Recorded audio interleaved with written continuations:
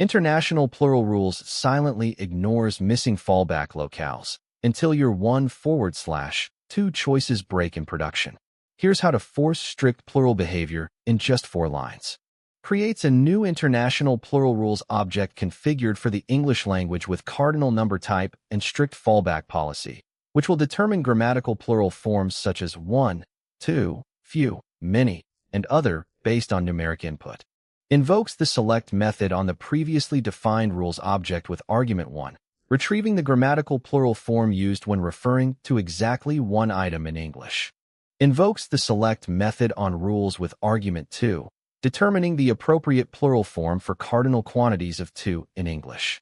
Invokes the select method on rules with argument 3, determining the plural form for cardinal quantity of 3 in English.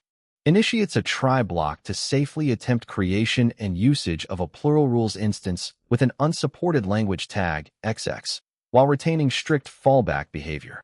Instantiates a new international plural rules object specifying the non-standard locale, XX, without any type option and with fallback policy strict, then calls select on it to trigger validation errors. Enters the catch block when the previous operation throws an exception, capturing the error object for inspection. Accesses the name property of the captured exception and logs it, identifying the error type generated by invalid locale specification. Closes the try-catch structure initiated at line 4, allowing execution to proceed unimpeded afterward.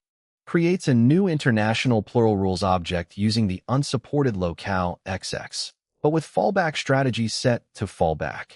Enabling graceful degradation by selecting a base language or generic behavior when exact pluralization rules are unavailable. Calls the select method on the loose plural rules instance with argument 1, leveraging fallback behavior to determine the appropriate plural form despite XX not being a recognized locale. Use fallback strict to prevent silent failures in plural selection, especially when localizing core UI messages. Subscribe for daily coding videos that cut through the noise.